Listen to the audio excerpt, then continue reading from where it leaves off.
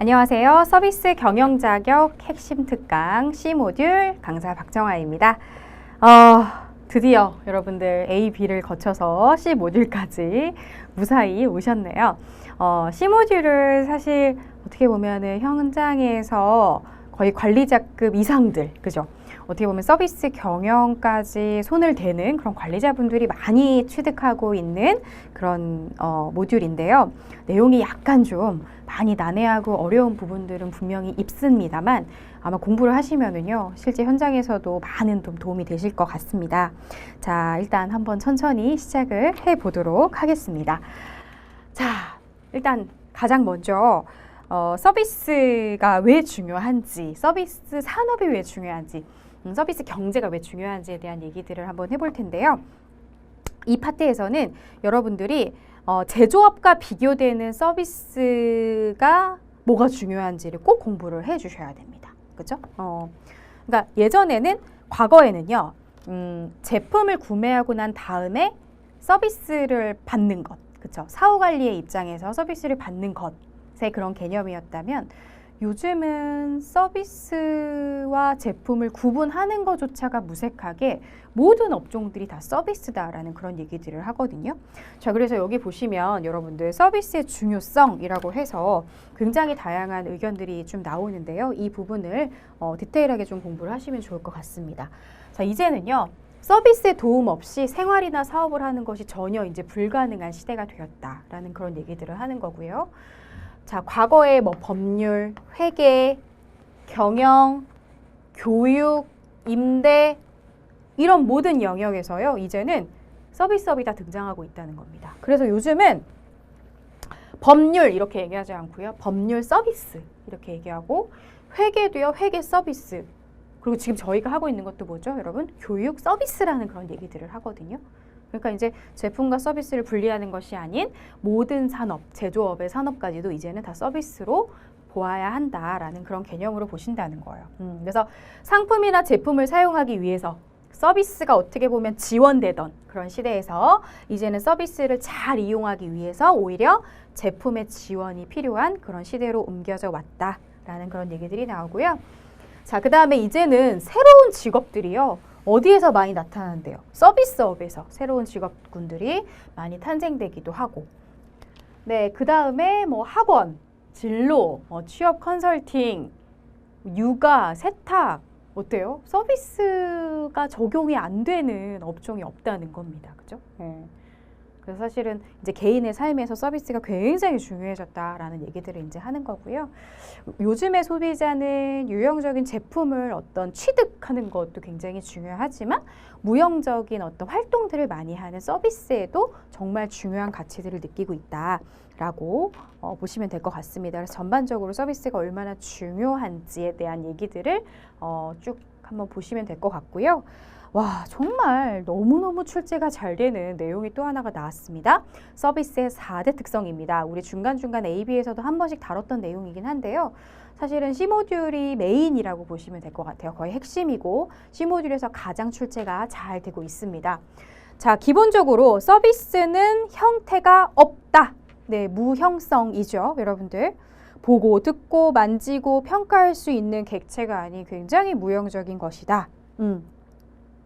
서비스를 전시하거나 전달하는 것도 어렵고요. 특허, 뭐예요? 여러분들 뭐 개인의 친절 이런 거 특허 낼 수 있어요? 특허 안 돼요. 그렇죠? 그 다음에 가격 책정이 어렵다. 그러니까 예를 들면은 제가 지금 하고 있는 것도 교육 서비스잖아요. 그렇죠? 그러니까 저는 어떻게 보면 저의 재능을 이제 판매하는 사람이 될 텐데, 과연 그러면은 저의 강의료는 얼마인가? 그죠? 그럼 강의료는 어떻게 책정을 하느냐? 굉장히 난해하다는 겁니다.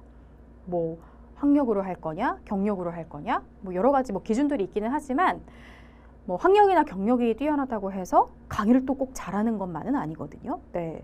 그러니까 서비스 활동 자체가 어때요? 굉장히 가격 책정이 어렵고 어떻게 보면 부르는 게 값이기도 하고 그럴 수도 있겠다는 거죠. 네. 자, 그리고 이것 때문에 사실 발생되는 문제들이 많죠, 서비스는. 그래서 어떻게 이거를 기업에서 해결을 할 것이냐에 대한 문제인데요. 일단 서비스를 경험할 수 있는 실체의 단서를 제공한다. 그러니까 쉽게 말씀드리면 뭐냐면 무형적인 서비스를요. 어떻게 해요? 최대한 유형화, 고객한테 눈에 보이는 어떤 근거로 자꾸 제시하려고 노력을 하셔야 된다라는 겁니다. 그죠? 네. 그래서 뭐 서비스를 경험할 수 있는 실체의 단서를 제공하는 대표적인 것들이 성형외과 시뮬레이션. 그러니까 아직 쌍꺼풀 수술을 하지 않았지만 쌍꺼풀 수술을 했을 때 이런 모습이 될 겁니다라는 것들을 이렇게 미리 요즘에는 이렇게 화면으로 보여주고 이런 것들도 하더라고요. 자, 그 다음에 기업 이미지를 관리하고 구전을 적극적으로 또 활용하실 수 있어야 된다라는 거죠. 눈에 안 보이니까 고객이 믿질 않잖아요. 그러니까 주변 사람들이 막 소문을 막 내줌으로 인해서 그걸 실체가 있는 것처럼 또 이제 보여주는 것도 굉장히 중요하다는 거죠. 여러분들 뭐 이게 뭐 구전을 방지한다 뭐 이렇게 나오면 틀린다 앞으로 체크를 하시면 되겠습니다. 자, 그 다음에 서비스의 이질성 한번 보도록 하겠습니다. 자, 서비스 이질성. 자, 이질성은 변동성이라는 말도 같은 말입니다. 혹시라도 시험 문제에 변동성이라는 얘기로 나오면은 같은 말이라고 생각하시면 좋겠고요. 자, 서비스는 다르다. 뭐가 다르냐? 고객이 다르다. 그 다음에 직원이 다르다. 서비스는 종업원이 어떻게 전달하느냐에 따라 전혀 다른 서비스가 되기도 한대요. 그러니까 고객 입장에서는 뭐죠? 어떤 직원을 만나느냐에 따라 되게 좋은 서비스를 받을 수도 있고 어떠한 더 혜택을 받을 수도 있겠지만 또 다른 직원들은 전혀 그렇지 않을 수도 있다라는 거고요. 자, 그 다음에 서비스는 통제 불가능한 다양한 요인으로 인해서 계획과 일치하는지를 확인하기도 굉장히 어렵다라는, 그렇죠. 여러 주변의 어떤 상황들 때문에 영향을 굉장히 많이 받는 게 이제 서비스잖아요. 그래서 직원이 A부터 Z까지 이런 서비스들을 해드릴 겁니다라고 말은 했지만 어때요? 하다 보니까 그 서비스가 100% 진행이 안 되는 경우들도 많습니다. A는 B다 이렇게 딱 책정을 하기가 굉장히 어려운 경우가 많다라는 거죠. 자, 그리고 고객도 다르죠. 여러분, 직원도 다르지만 뭐가 달라요? 분명히 똑같은 서비스를 줬는데도 불구하고 어떤 고객은 만족하고 어떤 고객은 이 정도는 요즘 기본 아니야? 약간 이렇게 또 얘기를 하기도 합니다. 그러니까 받아들이는 고객도 다 사람이기 때문에 다르기 때문에 어때요? 굉장히 많은 문제들이 발생이 된다는 거죠. 직원도 서비스하는 형태가 다 다르겠고요. 자, 그러다 보니까 여러분 대응 전략에서요. 이제 가장 중요한 게 뭡니까? 매뉴얼을 잘 만들어 놓고요. 직원들의 어떤 서비스 행동을 약간은 통일화하는 게 굉장히 중요하겠죠. 그래서 매뉴얼을 통한 교육을 조금 잘 이행할 수 있어야 된다 라는 부분인 거고요. 그 다음에 표준화 또는 개별화 전략을 또 시행할 수 있어야 된다라는 부분, 그리고 고객이 인지할 수 있는 사전 교육을 함으로 인해서 뭔가 좀 통일된 그런 느낌들을 받으실 수 있도록 하는 게 굉장히 중요하겠다라는 그런 얘기들이 나오는 거죠. 결국에는 이질성은요, 사람이 일관된 서비스를 할 수 있도록 조금 동일한 그런 서비스 전략을 펼쳐야 된다라는 그런 내용으로 정리를 하시면 되겠습니다. 자, 세 번째, 서비스의 비분리성입니다. 요거는 여러분 뭐라고도 얘기들을 하냐면 생산과 소비의 동시성이라고도 얘기를 하거든요. 그래서 여러분 이거 같은 말입니다. 네, 동시성도 같은 말.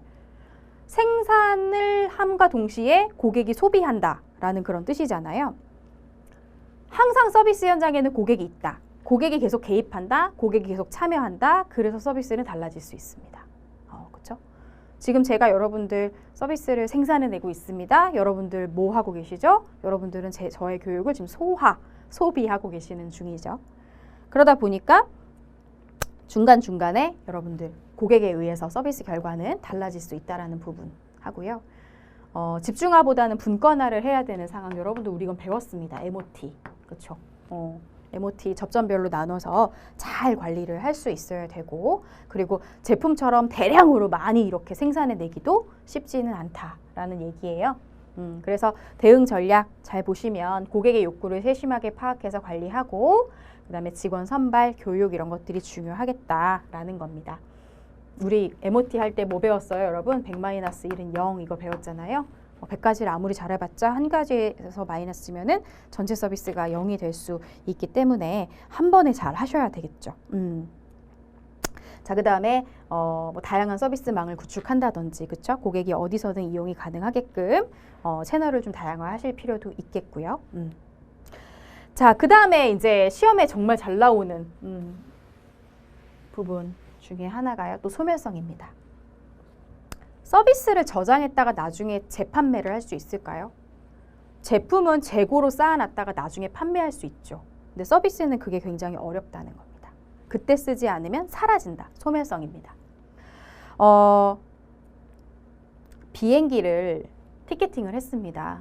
5시에 가야 되는데 제가 너무 택시가 밀려가지고요. 미처 그 비행기를 못 탄 거예요. 그럼 그 티켓이 남아있나요? 네, 그거는 쓸 수가 없다는 거죠. 자, 병원에 2시에 예약을 했습니다. 제가 못 갔습니다. 그게 남아있나요? 사라진다는 겁니다. 네. 그래서 그때 쓰지 않으면 사라지는 그런 부분들. 호텔 어때요? 객실? 그날 판매 안 되면은요, 없어지잖아요. 그러니까 그 당일에라도 객실에 어떤 공실을 만들지 않기 위해서 기업들이 하는 전략이 뭐예요? 조금 저렴한 가격으로 내놓는다든지 이런 거 하잖아요. 그러니까 수요와 공급을 맞추기가 어렵기 때문에 이런 제도들을 쓴다라는 거예요. 그죠? 그게 이제 대표적으로 뭡니까? 예약 시스템 같은 거를 이제 활용을 해서 기업들이 조금 손해보지 않으려는 그런 이런 것들을 이제 계획을 하는 경우들이 굉장히 많다라는 거죠.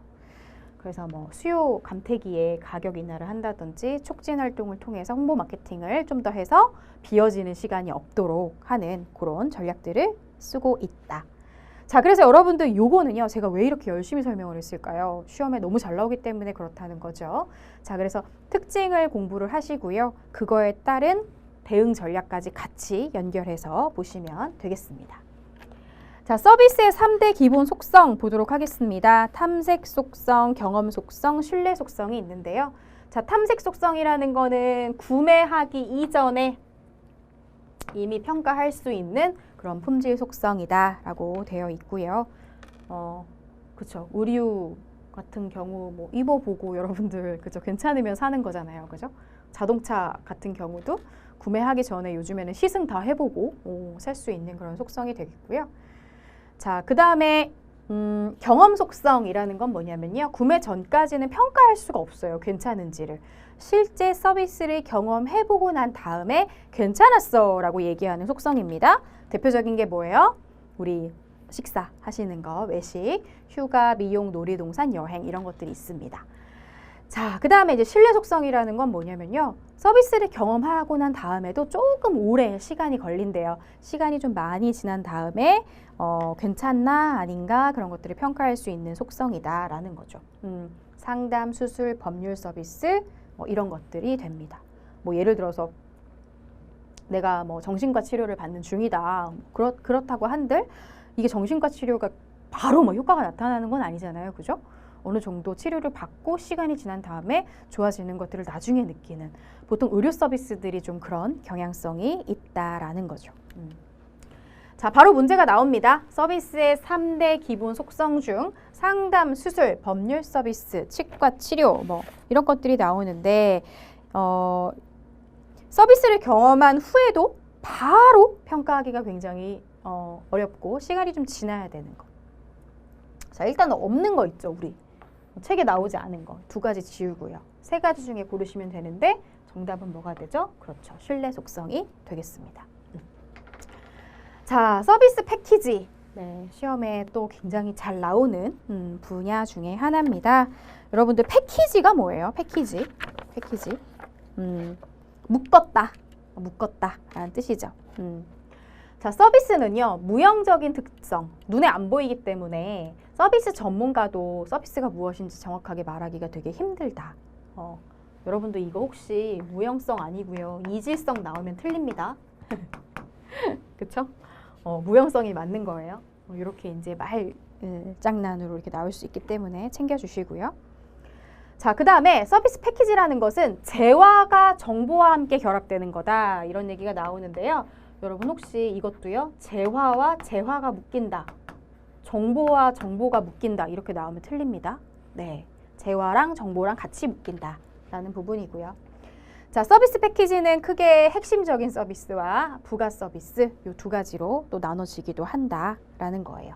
핵심 서비스는 고객이 기대하는 아주 핵심적인 부분이고 부가 서비스는 핵심 서비스를 지원하는 서비스다라는 얘기들이 나오면서 자, 요 구체적인 부분들을 공부를 한번 해보도록 하겠습니다. 자, 서비스 패키지에 여러분들 21페이지에 보시면 표 있잖아요. 그거는요, 꼼꼼하게 공부를 좀 하셔야 됩니다. 자, 서비스 경험도 이제 패키지 안에 하나에 들어가는 요소죠. 고객이 느끼는 어떤 굉장히 특별한 경험이에요. 우리 CEM, Customer Experience Management 배웠죠. 그거에 대한 측면이 되겠죠. 네. 자, 그 다음에 명시적인 서비스라는 거는 뭐냐면요. 여러분들 명시라는 말이 나왔을 때는요. 뭐로 연결하시면 되냐면 서비스의 본질과 연결을 하시면 좋겠습니다. 그래서 고객이 오감을 통해서 인지할 수 있는 그런 부분들. 그게 뭐가 있대요? 치아 치료 후에 통증이 감소하는 부분. 이거는 오감이잖아요. 그죠? 그 다음에 정비 후 부드럽게 달리는 자동차. 이런 거 다 뭐예요? 오감을 자극하는 그런 것들이다. 그죠? 자, 이런 것들을 우리는 명시적 서비스라고 얘기를 하고요. 자, 두 번째, 묵시적 서비스는 어때요? 이거는 약간 어때요? 눈에 더 안 보이는 것들이 되겠죠. 그죠? 자, 여기서는 어떤 문장이 이제 포인트가 되냐면은요, 요 심리라는 말을 쓰면은요, 묵시하고 연결하시면 되겠습니다. 명시적 서비스와 묵시적 서비스로 또 헷갈려 하시는 분들이 있거든요. 자, 그래서, 뭐, 예를 들면 뭐가 있대요? 환자의 진료 기록, 환자의 진료 기록에 이제 직원의 친절한 배려, 이런 거 어때요? 심리적이고 느낌인 거잖아요. 그죠? 대학 학위의 위상. 여러분들 이런 것들 실체가 있나요? 실체가 없어요. 그냥 그런 느낌인 거지. 이런 것들을 얘기하는 거고요. 자, 그 다음에 정보입니다. 정보라는 거는 고객이 좋은 서비스를 받기 위해서 직원이 줄 수 있는 어떤 고객 정보나 데이터들을 얘기하잖아요. 환자의 진료 기록이라든지 비행기의 좌석 정보 이런 것들은 고객한테 꼭 필요한 정보들이 됩니다. 자, 그 다음에 이제 지원 설비인데요. 어떻게 보면 서비스 패키지에서 좀 시설적인 부분이 될 수 있을 것 같아요. 물리적인 환경에 대한 부분이 될 수 있을 것 같고요. 어떻게 보면 패키지 안에 되게 중요한 요소로 들어가 있기도 하죠. 골프 코스라든지 스키 리프트라든지 항공기 같은 그런 시설적인 부분, 하드웨어적인 부분이라고 보시면 되겠습니다. 자, 그 다음에 보조용품이라는 거는요. 고객이 서비스를 이용을 하고 나서 조금 추가적으로 받을 수 있는 어떤 혜택, 사은품 이런 것들을 얘기를 하는 겁니다. 그죠? 사후에 제공할 수 있는 추가 혜택, 이제 이런 부분들인 거고요.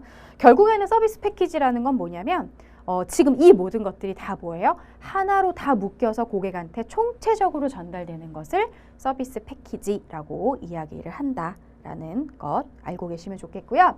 사실 여러분들은 요거는 문장을 디테일하게 공부한다라기보다는 느낌을 딱 아셔야 되는 부분이 있어요. 왜냐하면 사례형으로 출제가 되는 경우들이 있거든요. 그래서 고객이 지금 어떤 것들을 느끼고 있는지가 묵시적 서비스인지 명시적 서비스인지 정보인지 이런 것들을 맞추는 그런 문제가 출제가 될 수 있으니까요. 이해하시면 되겠습니다.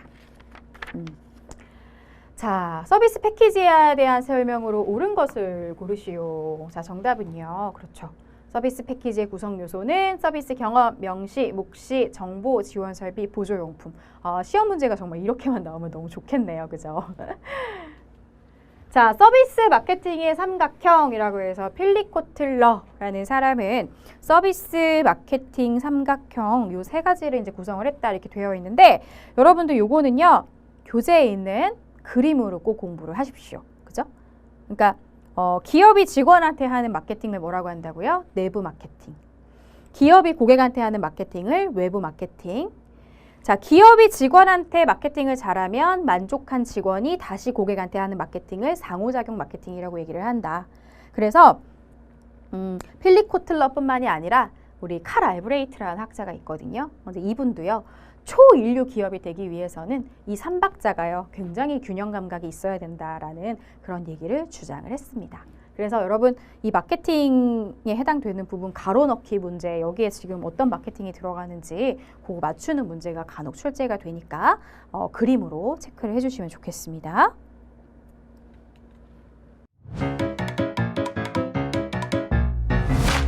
에듀윌 유료 회원만의 특별한 서비스.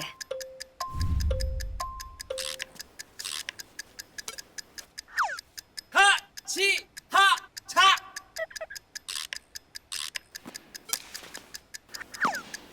같이 하자.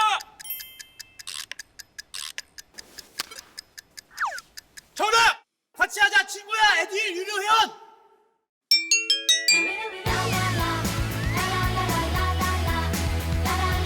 친구 소개하고 현금 받는 혜택.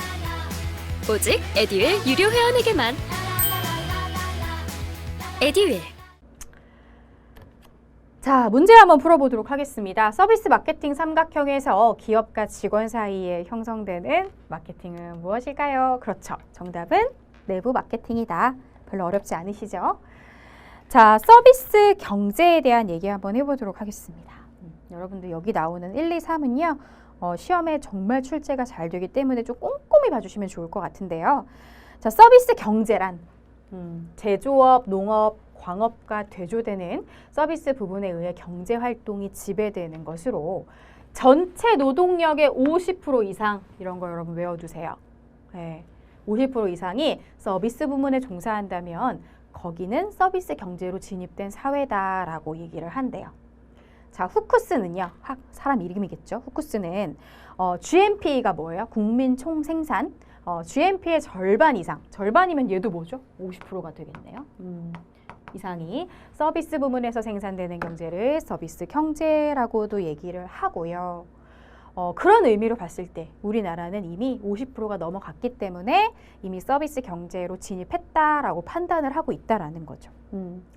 자, 국가의 경제가 발전할수록 서비스 경제화는 가속화될 수밖에 없겠고 이러한 현상은 현재뿐만 아니라 앞으로 미래에도 계속 지속될 것이다 라는 얘기를 하는데요. 쉽게 얘기하면 선진국으로 갈수록 어때요? 서비스 산업은 발전할 수밖에 없다라는 겁니다. 그죠? 그러나 이제 그런 건 있어요, 여러분. 모든 전 세계가 다 서비스 산업을 원하는 건 아니거든요. 그러니까 아직까지 발달되지 못하는 곳에서는 농업이나 광업이나 수산업이 훨씬 더 중요할 수는 있습니다. 예, 그렇죠? 그래서 일단은 선진국으로 가는 그런 업종들이 서비스 산업이 굉장히 많이 발달되었다라는 부분으로 이해하시면 될 것 같아요.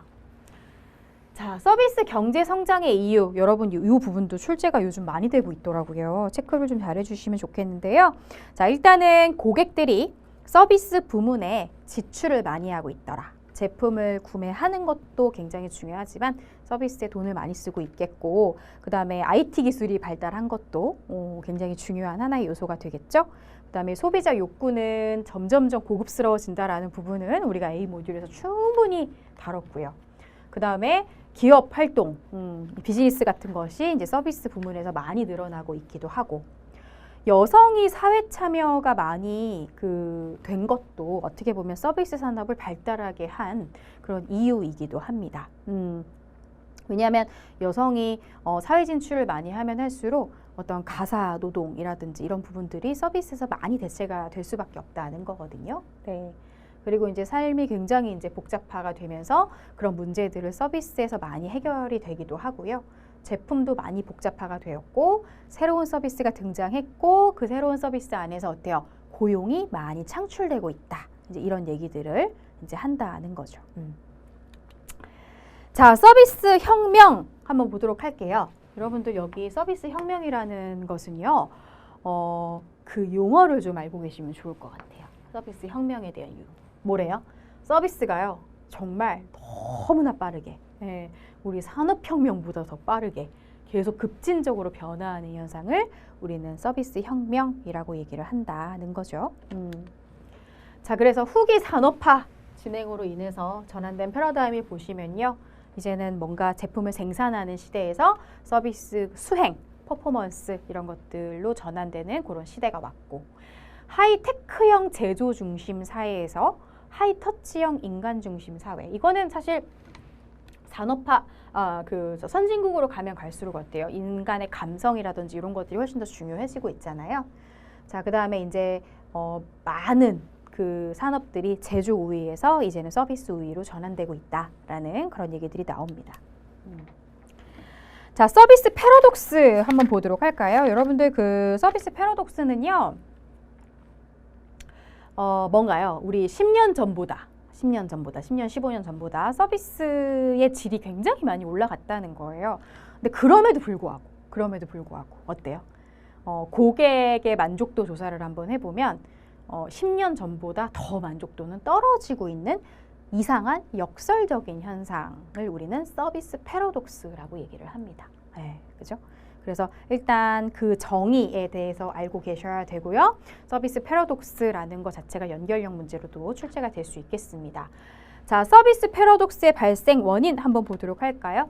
고객의 의식이 너무나 많이 변화했대요. 예, 그렇죠? 진짜 정말 하루가 다르게 매일매일 고객의 니즈는 계속 바뀌잖아요. 자, 그 다음에 두 번째, 서비스의 동질화라는 거는 뭐냐면 이제는 모든 경쟁자들이 다 서비스를 잘하는 거예요. 그러다 보니까 이제 고객 입장에서는 어때요? 뭐가 되게 특별하다라는 생각을 잘 못하게 된다는 거죠. 예. 자, 그 다음에 많은 기업들이 고객들한테 상향 평준화된 서비스, 어때요? 고객의 기대치를 되게 많이 올려놨습니다. 그러다 보니까 더 이상 뭘 자극하기가 쉽지 않은 그런 시대가 왔다라는 얘기인 거고요. 자, 그 다음에 성과 측면에서의 서비스 패러독스의 발생 원인을 보시면요. 서비스의 기계화. 자, 여러분들 SSTS, 셀프 서비스, 테크놀로지, 시스템. 여러분들 이거 뭐예요? 대표적으로 우리 그 셀프 서비스 기술 하이패스, 그죠? 고속도로 하이패스가 대표적이잖아요. 그러면서 고객과 직원의 이제 어려움이 발생이 되었다라는 얘기들이 나오고. 자, 그 다음에 이제 기술이 굉장히 많이 복잡해졌습니다. 어때요? 새로운 제품들이 계속해서 나오고 있는 그런 상황이 되는 거죠. 그러니까 고객도 직원도 기술의 진보를 따라가지 못하는 그런 상황이 발생이 되었다라는 부분인 거죠. 새로운 핸드폰들 어때요? 계속해서 출시가 되고 있잖아요. 여러분들 이거 기술의 단순화라고 나오면 틀립니다. 네, 복잡화인 거죠. 자, 그 다음에 일선 직원의 이제 확보가 계속 악순환이 되고 있다 이렇게 되어 있는데 여러분 이게 서비스의 특성 중에 하나인데요. 얘는 직원들이 계속 교체가 되죠. 네. 일단은 서비스 직군들 자체가 일단 저임금으로 돌아가는 경우들이 굉장히 많고 그러다 보니까 턴오버가 참 심하죠. 네. 조금 교육시키면은 또 퇴사하고 새로운 직원이 들어오고 그러다 보니까 서비스 자체를 약간 단순화하는 그런 경향들이 생겨서 어떤 직원이 오든지 빨리 적응해서 일을 할 수 있게끔 만들어내는 그런 것들도 사실 우리나라에서 개선해야 되는 서비스 환경 중에 하나가 됩니다. 그러다 보니까 계속 숙련되지 못한 그런 직원들이 투입이 되죠. 결국에는 그 피해는 누구에게 간다? 고객한테 갈 수밖에 없을 것 같고요. 자, 서비스의 인간성 상실. 이거 여러분 혹시 이런 얘기 들어보셨어요? 직원이 로봇처럼 응대한다라고 해서요. 서비스의 로봇화라고도 얘기를 하거든요. 그러니까 이제 어때요? 고객을 굉장히 기계적으로 그냥 다루는 거죠. 어서 오세요. 수고하세요. 안녕히 가세요. 뭐 이렇게 그냥 그죠? 이런 문제들이 이제 발생이 되고 있습니다. 자, 그렇다면 어떻게 하면은 이거를 극복할 수 있을까? 그죠? 자, 일단은 고객의 기대 수준을 좀 잘 파악하실 필요가 있어요. 그러니까 이건 무슨 얘기냐면 자, 모든 업종이 다 친절해야 되는 건 아닙니다. 여러분, 그렇죠? 그러니까 업종마다 중요하게 생각하는 관리 포인트가 좀 다르다는 거거든요. 자, 예를 들어서 패스트푸드점에서 고객들이 정말 좋은 서비스를 기대할까요? 어떻게 보면은 패스트푸드점은요, 불친절하지만 않으면 되는 것 같아요. 그렇죠? 오히려 패스트푸드에서 고객들이 기대하는 부분은요, 서비스의 속성은요, 신속일 수 있거든요. 그렇죠? 그러면 우리 회사의 서비스 기대하는, 고객들이 기대하는 그런 접점 포인트를 잘 관리하기 위해서는 어떻게 하면 신속하고 균일된 맛을 제공할 것인가? 뭐 요것에 훨씬 더 신경을 써야 될 수도 있겠죠. 자, 그 다음에 고객한테 과대 포장하지 말라는 얘기는 뭐냐면 고객의 기대치를 여러분 과도하게 올리지 말라는 얘기입니다. 가뜩이나 이미 상황 평준화 되어 있는 고객의 눈을 사실 더 올리기도 쉽지는 않지만, 그죠? 그래서 다 해드리겠습니다. 막 이런 식으로 과대 포장하지 않는다는 얘기고요. 자, 고객 측면에 SSTS를 도입해라, 셀프 서비스를 도입해라라는 얘기가 있는데요. SSTS가 또 다른 컴플레인의 진원지가 되기도 한다라는 그런 얘기들이 나오죠. 그러니까 고객들한테 편리하라고 주었던 어떤 서비스의 기술들이 오히려 고객들을 더 불편하게 만드는 그런 경우들이 있습니다. 그래서 키오스크 사용이 되게 어렵다든지. 사실 이 대표적인 게 뭐냐면요. ARS예요. 여러분들 원래 ARS는 고객들 편리하라고 만들어 놓은 거거든요. 전화를 딱 걸었을 때 필요한 번호들을 눌러서요. 그쪽으로 바로 다이렉트로 연결하게 하기 위해서 만들어 놓은 거지만 어때요? 요즘은 전화를 걸자마자 이제 기계음이 나오면 어떻습니까? 이제 고객들은 막 짜증 나는 거예요. 그러다 보니까 어때요? 막 0, 막 이렇게 누르고, 막 7, 막 이렇게 눌러가지고, 그죠? 바로 그냥 콜센터 상담원하고 다이렉트로 통화할 수 있는 걸 연결하려는 그런 것들도 많잖아요. 자, 그 다음에 이제, 고객 교육을 잘 하셔야 되겠죠. 그래서 만약에 자동화나 기계화를 도입을 했다라고 한다면요. 고객들이 그것을 익숙하게 사용할 때까지 사실은 직원이 붙어서 교육을 또 잘 시켜야 되는 그런 이슈도 있을 것 같고요. 자, 그 다음에 이제 사회적 기능이라는 건 뭐냐면 어쨌든 제품 제공 과정의 어떤 기능적인 면뿐만 아니라 사회적 기능에 대한 고려. 이거는 뭐 기업도 좋고 고객도 좋은 어떤 상생의 관점의 서비스를 제공해야지 어떤 한쪽에서 희생해서 누구 하나를 만족시키는 그런 서비스는 진행되어서는 안 된다라는 그런 얘기들을 합니다. 자, 그래서 패러독스도 여러분 구체적으로 잘 공부를 해주시면 좋겠습니다. 자, 패러독스에 대한 설명으로 옳지 않은 것을 고르시오 이렇게 되어 있는데요. 자, 정답은요. 그렇죠. 4번. 패러독스 자체가 이걸 설명하는 건 아니잖아요. 오히려 서비스가 좋아졌음에도 불구하고 만족도는 어때요? 계속 떨어지고 있는 이상한 현상을 설명하는 것이다. 자, 여러분들 서비스 패러독스를 해결하기 위한 서비스의 재인식이라고 해가지고 요즘에 요게 또 그렇게 시험에 잘 나오더라고요. 네. 자, 그래서 우리 서비스에는 성의, 신속, 미소가 있어야 된다. 신세리티, 스피드, 스마일, 그 다음에 에너지가 넘쳐야 된다. 그 다음에 레볼루셔너리, 뭐죠? 혁신적이고 신선해야 되겠고, 밸류, 양쪽에 다 기업이든 고객이든 직원이든 다 누구에게나 가치가 있어야 된다. 여러분들 이거 누구 하나가 희생하면 안 되는 거죠. 네. 자, 그 다음에 임프레시브, 뭐죠? 고객한테 기쁨과 감동을 제공할 수 있어야 된다. 커뮤니케이션, 상호 소통을 잘해야 된다. 그 다음에 엔터테인먼트, 진심 어린 환대가 필요하다라는 그런 얘기, 용 항목들을 꼭 공부를 해주시면 좋겠습니다. 자, 러브락의 그 다차원적 서비스 분류 한번 보도록 할 텐데요. 여러분들 사실 유형별 서비스 관리에서는요, 이 포인트를 좀 생각을 하셔야 됩니다. 자, 어떤 포인트냐면, 자, 우리나라에 이제 서비스 업종이 굉장히 많죠. 여행, 항공, 호텔, 뭐 리조트, 그죠? 외식 다 서비스 직종이잖아요. 근데 업종별로 서비스를 관리해야 되는 포인트가 다 다르기 때문에 이렇게 학자들이 그 관리 포인트를 체크하기 위해서 이렇게 서비스들을 계속 분류를 해냈다는 겁니다. 근데 이거를 하지 않으면요, 모든 서비스를 다 마치 똑같이 해야 되는 것처럼 하나의 어떤 기술밖에 나올 수가 없거든요. 그래서 이렇게 구분이 되고 있고, 그 다음에 이제 학자들이 관리해야 된다라는 그런 구분 내용들을 여러분들이 좀 공부하시면 좋겠습니다. 자, 일단 러브락이라는 학자는요, 5가지로 분류를 했습니다. 자, 우리 책에 나와 있는 내용 5가지. 서비스 행위의 성격에 따른 분류, 고객 관계 유형에 따른 분류, 서비스 변화와 재량 정도에 따른 분류, 그 다음에 수요 공급의 관계에 따른 분류, 서비스 제공 방식에 따른 분류라고 해서요, 5가지를 일단 암기하시면 좋겠습니다. 하나 아닌 거를 바꿔놓고 골라내는 문제 출제가 될 수 있을 것 같고요. 자, 가장 먼저 서비스 행위의 성격에 따른 분류부터 한번 보시게 되면은요, 자, 서비스를 사람한테 하느냐, 사물한테 하느냐, 그죠?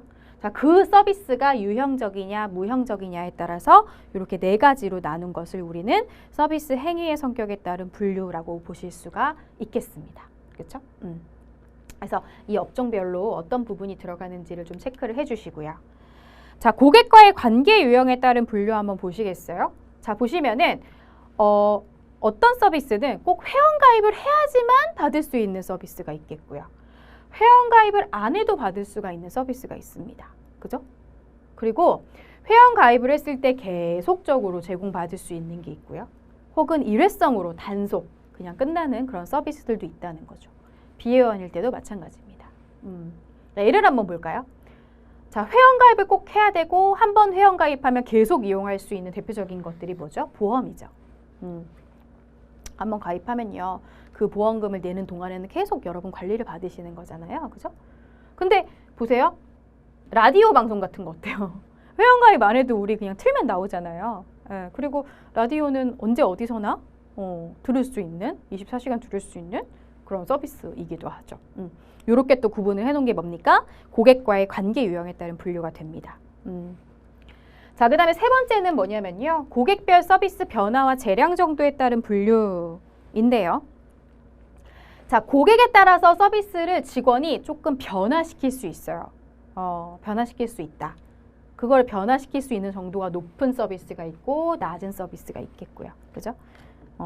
자, 그 다음에 직원이 어느 정도 권한임을 갖고 어때요? 그 의사결정의 권한을 행사할 수 있는 업종이 있고 그렇지 않은 업종이 있다라는 겁니다. 그렇죠? 그래서 고객에 따라 서비스를 변화시킬 수 있는 정도가 높고 직원의 권한 정도가 높은 것이 이제 대표적인 게 법률 서비스 같은 경우죠. 변호사 어때요? 변호사는 자기 마음대로 하는 거잖아요. 그죠? 자기 마음대로 일단 고객에 따라서 조금 더 서비스를 해주기도 하고 그 다음에 웬만한 의사결정들은 다 자기가 혼자 하잖아요. 그러니까 아주 그 서비스의 재량이 많은 서비스이기도 할 것 같고요. 다만 이제 패스트푸드점은 어떨까요? 이거는 어떻게 보면은 고객에 따라서 서비스 변화를 할 수가 없죠. 표준화된 서비스이기 때문에 그리고 직원이 권한이 많지가 않습니다. 그러다 보니까 어때요? 그냥 공통되고 일관된 그런 서비스를 할 수밖에 없는 그런 서비스의 대표적인 부분이다라는 거죠. 자, 네 번째는요. 수요와 공급에 따른 분류인데요. 자, 시간에 따른 수요의 변동성이요. 높다, 낮다. 그러니까 막 오전 시간, 오후 시간에 이런 부분들이 수요의 변동이 많은 거죠. 예, 오르락 내리락을 많이 하느냐 아니면은 피크 수요 충족이 되느냐 안 되느냐라는 건 뭐냐면 고객이 막 한꺼번에 몰려요. 그걸 이제 피크 수요라고 얘기를 하잖아요. 그때 공급 능력이 충족이 되느냐 못 되느냐 그 여부를 가지고 얘기를 하는 겁니다. 피크 수요에 충족이 안 되고 고객을 자꾸 이제 기다리게 하면 뭐가요? 대기가 발생돼서 컴플레인도 생기기도 하잖아요. 그래서 그렇게 나눈 구조이고요. 자, 그 다음에 서비스 제공 방식 같은 경우는요. 이거 우리 어디서 본 거다. 그쵸. 어디서 봤어요? 그렇죠. 여러분, B모듈에 서비스 유통에서 봤던 내용이잖아요. 예. 서비스 지점을 단일 한 군데에서 웬만하면 이용을 하느냐, 여러 군데서 이용을 해도 되느냐, 고객이 서비스 기업으로 가느냐, 서비스 기업이 고객한테 직접 올 수 있느냐, 아니면은 고객과 전혀 만나지 않더라도 서비스가 이루어질 수 있느냐에 따라서 이렇게 구분한 것을 서비스 제공 방식이라고 얘기를 한다는 거죠. 자, 그래서 러블하게 5가지 차원 여러분들 공부를 해주시면 좋겠고요. 자, 문제 풀어보도록 하겠습니다. 러블하게 서비스 분류 행태로 옳지 않은 것을 고르시오라는 얘기들이 나왔는데요. 뭔가 이상한 게 하나가 있다. 우리 책에는 다루지 않는 내용이 하나가 있습니다. 자, 정답은 뭘까요? 서비스 기능에 따른 분류 이런 말 있었나요? 네, 없었습니다. 저거 뭘로 바꾸죠, 여러분? 그렇죠. 서비스 행위의 성격에 따른 분류로 수정을 해주시면 맞는 답이 되겠습니다. 자, 호로비츠라는 학자가 나왔네요. 자, 호로비츠는 접점에 있는 직원들이 고객과 맺고 있는 양과 질적인 측면의 관계 수준을 따라서 서비스 유형을 분류하였다라는 그런 얘기들이 나옵니다. 자, 그래서 이 내용들을 한번 이 표를 한번 보시게 되면은요. 자, 서비스 접점의 빈도와 지속 시간이 높냐 낮냐. 그러니까 서비스 접점 빈도와 지속 시간이 높다라는 건 뭐냐면 고객이 머무르는 시간, 그렇죠? 그리고 얼마나 자주 오느냐 이런 것들에 따른 내용일 것 같아요. 그죠? 자, 그 다음에 자, 이 표 왼쪽에 보시면은요, 여러분 상호작용의 밀도라는 게 있습니다. 자, 그거는 뭐예요? 직원과 고객이 얼마나 상호작용을 잘 하느냐, 상호작용을 많이 해야 하느냐, 많이 해야 되는 업종이 있고요. 굳이 고객이랑 많이 대화할 필요 없는 그런 업종들도 있다는 겁니다. 자, 한번 보도록 할게요. 자, 접점의 빈도와 지속 시간이 낮고 상호작용의 밀도도 굉장히 낮다. 그러니까 쉽게 얘기하면 뭐냐면 고객이 거기 머무르는 시간도 짧고 그 다음에 직원과 소통도 많이 안 해도 되는 것들을 얘기하는 거죠. 패스트푸드, 택배 서비스 이런 데가 아주 그냥 단순한 서비스들이 진행되는 곳들입니다. 자, 이런 곳은 어때요? 굳이 고객에 대해서 어때요? 많은 지식을 알 필요가 없겠죠. 너무나 당연히. 그 다음에 모든 직원들은요, 표준화된 매뉴얼로 같은 일관된 서비스로 서비스가 제공이 되기 때문에 사실은요, 그렇게 숙련된 직원이 아니어도 그래서 잠깐 들어오는 아르바이트생들도 충분히 할 수 있는 그런 일들이 되겠고요. 굉장히 유쾌하게 진행이 될 수 있다라는 건데요. 자, 여러분들 여기서 포인트. 이거 공부하실 때는요. 32페이지 보시면 1번에 2번에 서비스 유형별 자원관리라고 보이세요? 네, 자원관리, 호로비치의 서비스 분류라고 해서요. 자, 지금 이 내용이요. 어떤 것과 연결이 되냐면 거기에 일반화된 서비스에서 접점 분위기, 선발 기준, 훈련 방법 쭉 나와 있죠. 이 부분하고 연결해서 공부를 하시면 좋겠습니다. 같은 내용들이거든요. 네, 그래서 어떤 서비스들이 어떤 경영 방식으로 진행이 돼야 되는지, 관리가 돼야 되는지에 대한 내용이거든요. 같이 보시면 좋겠습니다. 자, 두 번째 보도록 할게요.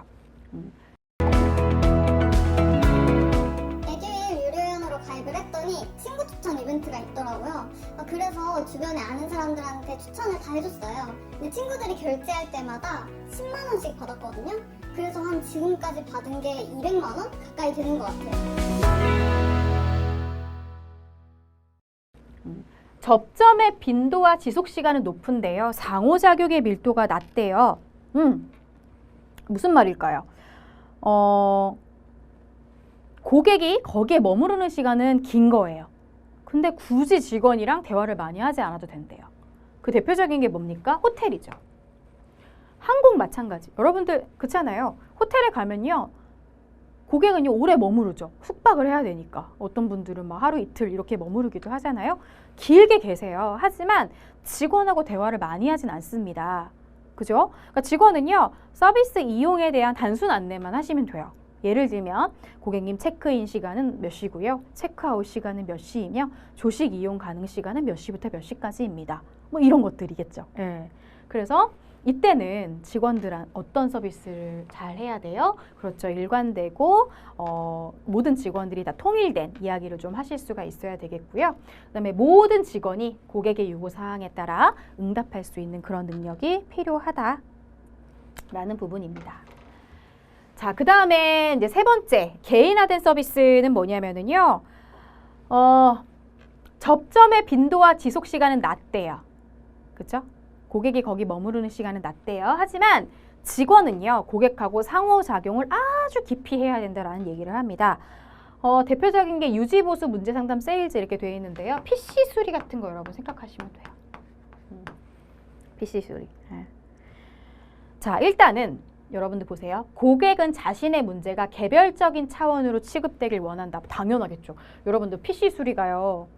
고장난 게요. 노트북 고장나면요. 그 고장난 부분이 다 다를 거 아니에요. 고객마다. 그죠? 그러면은 여기는 커스텀된 서비스를 당연히 원하실 것 같고요. 그 다음에 이 문제를 해결해 줄 수 있는 사람은 누구여야 돼요? 기술자여야 됩니다. 기술자. 네. 그죠? 그래서 서비스 제공자의 경청 능력, 반응 이런 것들이 중요하고요. 정말 기술자가 상세한 설명을 해서 재발되지 않도록 그렇게 해줘야 되는 서비스 중 하나라는 거죠. 자, 사려 깊은 서비스입니다. 고객이 거기 머무르는 시간도 길고요. 그 다음에 직원과 소통하는 시간도 굉장히 길어서요. 고객과 아주 접촉점이 높은 서비스가 됩니다. 뭐라고 얘기해요? 사려 깊은 서비스다 이렇게 얘기를 합니다. 이때 직원들에게 필요한 능력은 정말 많아요. 예, 문제 해결 능력도 좋아야 되고요. 그 다음에 인간관계 유지 능력, 소통 능력, 뭐 이런 그죠? 고객과의 관계 능력 이런 것들이 다 중요한 업종들이라고 보시면 될 것 같고요.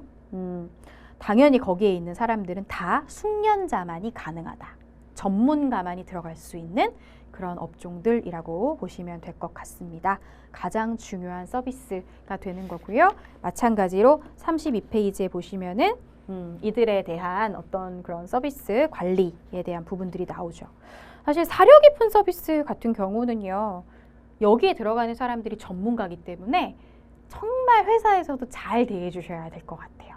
그래서 이 사람들이 우리 회사에 조금 충성심을 가지고 좀 머무를 수 있게끔 해 주셔야 되고요. 이들을 너무 통제한다든지 이래라 저래라 한다든지 그러면은 이 사람들 여기 안 있잖아요.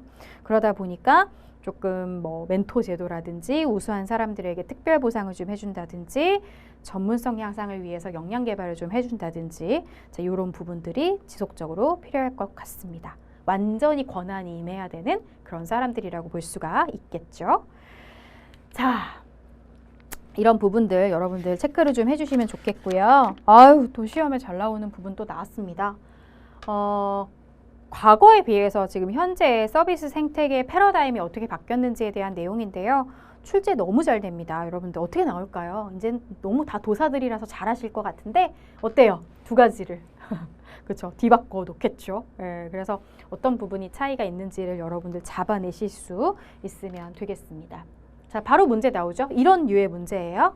자, 서비스 생태계 패러다임의 전환으로 옳지 않은 것을 고르시오 라는 문제가 나오는데요. 자, 정답은 3번. 자, 어때요? 두 가지가 뒤바뀌었습니다. 네.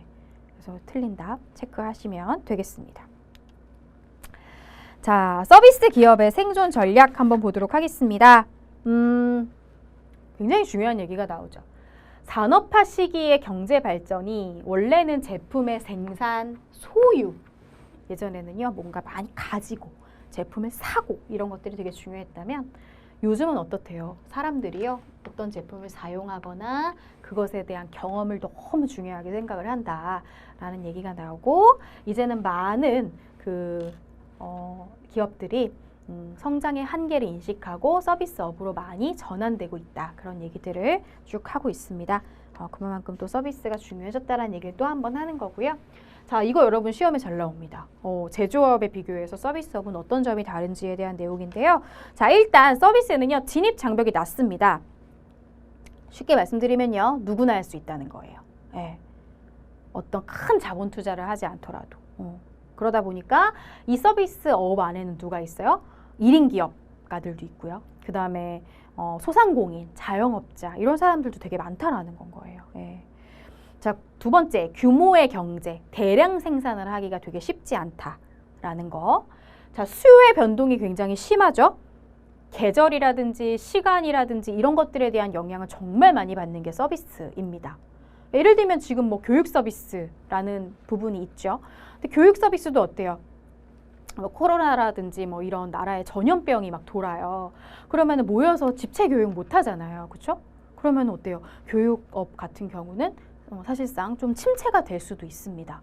모든 교육이 사람을 만나서 대면하는 교육이 많이 줄어들고 온라인 교육이 조금 더 유행을 한다든지 이런 것들에 대한 영향을 많이 받는다는 거예요. 서비스는. 자, 그 다음에 고객 충성도의 확보가 핵심이다. 그렇죠? 그래서 충성 고객 확보를 얼마나 기업들이 많이 하고 있느냐가 서비스업의 어떤 그런 성패를 가르는 굉장히 중요한 문제가 되겠고요. 자, 그 다음에 서비스는 누가 해요? 사람이 하는 거기 때문에 그 사람인 종업원의 만족도가 서비스의 질을 결정하는 아주 중요한 요인이 될 수 있다라는 내용이 나옵니다. 자, 고객을 위한 융합상품 제공 어떻게 보면 파트 1의 거의 마지막이라고 볼 수가 있을 텐데요. 또 이렇게 제가 가지고 온 거라면 또 시험에 잘 나오니까 가지고 왔겠죠, 여러분들. 이제는 서비스하고 제품들을 많이 결합해서요. 네, 새로운 어떤 비즈니스들이 많이 창출되고 있는데 그거에 대한 내용을 한번 보도록 하겠습니다. 자, 제품의 서비스와 서비스의 제품화라고 이제 이야기를 많이 해요. 제품의 서비스화를 우리는 프로덕트 서비티제이션이라고도 얘기를 하고요. 그 다음에 서비스의 제품화는 뭐예요? 서비스의 프로덕티제이션 뭐 이렇게 또 얘기를 합니다. 그래서 이제는 기업이 제품을 만들 때 뭘 만들지 이걸 생각하기보다는 고객의 혜택을 높이기 위해 고객이 좋아하는 그것이 어떤 제품인가를 중심으로 사고 해야지만 좋은 융합 상품이 또 나올 수가 있다라는 그런 얘기들을 합니다. 자, 제품의 서비스화부터 한번 가보도록 하겠습니다. 자, 여러분들 제품의 서비스화라는 건 뭐냐면요. 기존의 제품을 구매하던 거를요. 기능이나 어떤 사용성만 구매하는 그런 형태들을 얘기를 하는 거예요. 말이 조금 어려우실까요? 네. 제품의 기능 자체를 서비스화해서 그 기능을 구매하게끔 하는. 자, 예를 들면 이런 거죠. 정수기나 비데 같은 거예요. 예전에는 정수기나 비데를 어떻게 했다? 샀다. 샀다면 어때요? 이제는 렌탈을 한다는 거죠. 예, 정수기 비데를 사려면 돈이 많이 들어가잖아요. 근데 렌탈을 하면 어때요? 월 그냥 3만 원씩만 내고 사용료만 내고 그냥 쓰는 거죠. 특히나 요즘의 고객들은요. 이사를 또 이렇게 자주 다니기 때문에 집에 뭔가 이렇게 이동을 할 때 가전제품이나 이런 것들을 있는 걸 별로 좋아하지 않는, 오히려 나중에 얘 자체가 애물단지가 되는 그런 상황들이 생겨서요. 특히나 안마의자 같은 경우는요. 렌탈의 비율이 훨씬 더 높다라는 얘기를 하죠. 구매보다는. 그죠? 이런 부분들을 이제 얘기를 하는 거고요. 자, 그 다음에 그래서 여러분들 이거를 뭐라고 얘기하냐면은요. 사용 중심의 PSS 이렇게도 얘기를 합니다. 같이 알고 계시면 좋을 것 같고요. 자, 그리고 이제 제품의 서비스화의 특징 중에 하나는 뭐냐면은요. 소유권 이전이 안 된다는 거. 그렇죠. 어때요? 이거를 내가 완전히 소유하는 게 아니잖아요. 어떤 기능과 사용성만을 빌려서 쓰는 거다 보니까 완전히 소유권 이전이 되는 그런 형태는 아니다라는 부분인 거고요. 자, 그 다음에 두 번째, 서비스의 제품화는 뭐냐면은요. 서비스를 강화하기 위해 제품을 부가하거나 서비스를 자동화해서 하는 그런 판매 형식을 얘기한다 이렇게 되어 있는데, 쉽게 얘기하면 이거죠. 사람이 하던 거를 뭘로 해요? 기계로 바꾼 거를 얘기를 하는 겁니다. 대표적인 것들이 키오스크, 무인 정보 단말기라든지 뭐 농촌 체험마을, 뭐 관광 상품 이제 이런 부분들인데요. 패스트푸드점에 가시면 여러분 이런 거 볼 수 있겠죠. 셀프 계산대 이런 거 생각 한번 해보시면 되겠죠. 그런 것들을 우리는 서비스의 제품화라고 이야기를 합니다. 자, 그 다음에 이제 융합상품의 종류를 여러 가지 보실 텐데요. 자, 가장 먼저 제품과 제품을 융합하는 방식이 있습니다. 대표적인 게 뭡니까? 프린터 복합기죠. 여러분들 예전에는요. 프린터랑 복사기, 팩스, 스캐너 다 따로 샀어요. 그죠? 근데 이젠 어때요? 이 복합기 하나 사면은 4가지 서비스를 다 이용할 수 있잖아요. 제품끼리 결합한 사례입니다. 여러분들 잘 쓰고 계시는 스마트폰도 마찬가지거든요. 스마트폰 안에는요, 뭐가 있죠? 음악 듣는 MP3 기능도 있고요. 카메라도 있고요. 그다음에 전화도 있잖아요. 그렇죠? 그다음에 여러분들 뭐 결제하실 수 있는 모바일 뱅킹 이런 것까지 다 가능하시잖아요. 어떻게 보면은 각각의 제품들을 다 모아놓은 어떻게 보면 스마트폰도 융합 상품의 하나의 형태라고 보실 수가 있겠죠. 자, 그다음에 두 번째는 서비스랑 서비스가 융합했대요. 자, 그게 뭐일까요? 대표적인 게 의료 관광이죠. 의료 서비스하고 관광 서비스를 묶은 겁니다. 그래서 요즘은 워낙 우리나라가 또 성형 이쪽으로 많이 발달이 됐잖아요. 그래서 해외에 있는 이런 시민들이 우리나라에 와가지고요. 성형수술 하려고 일부러 관광 오는 그런 경우들도 되게 많죠.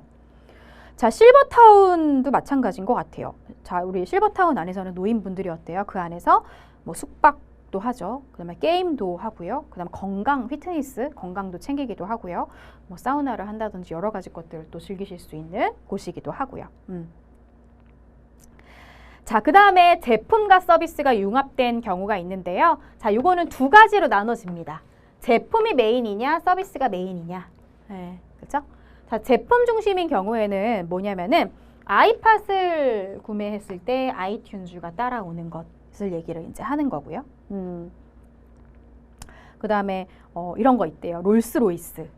롤스로이스라는 브랜드 아시죠? 롤스로이스는 뭐 비행기 엔진을 이제 판매를 하는데 거기에 이제 정비 서비스하고 연계를 해서 사용을 뭐 제공한다든지 뭐 이런 것들도 사실은 다 제품 중심의 어떤 그런 서비스라고 보실 수가 있겠죠.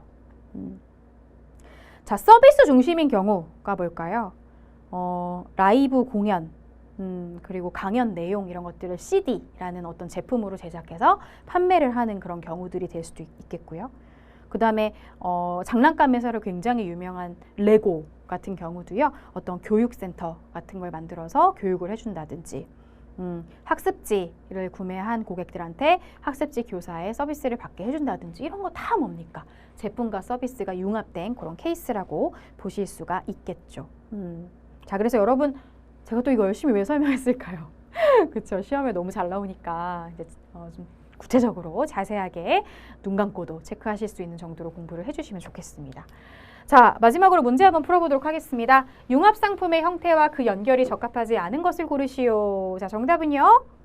웬 컨벤션 센터 오페라 하우스가 나왔네요. 예, 전혀 책에 없는 내용 중에 하나잖아요. 정답은 5번이 되겠습니다. 자, 우리 C모듈의 첫 번째 파트를 잘 끝냈습니다. 너무너무 고생 많이 하셨고요. 저는 두 번째 파트에서 뵙도록 하겠습니다. 고생 많으셨습니다.